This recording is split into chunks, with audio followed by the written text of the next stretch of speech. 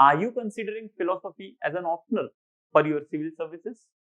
Maybe because of following reasons: that it is concise, it helps in your ethics and essay preparation, it gives you brownie points in your interview, so on.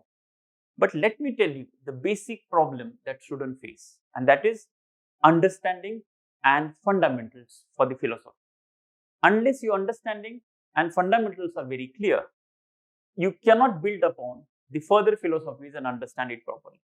Another problem to this, which is subsequent, is lack of answer writing and lack of revision.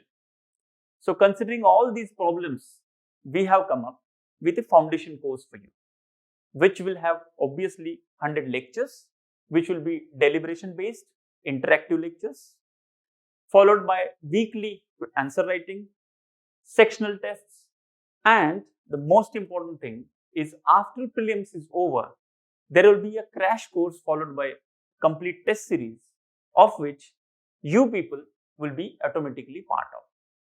So please join us to level up your philosophy score. Thank you.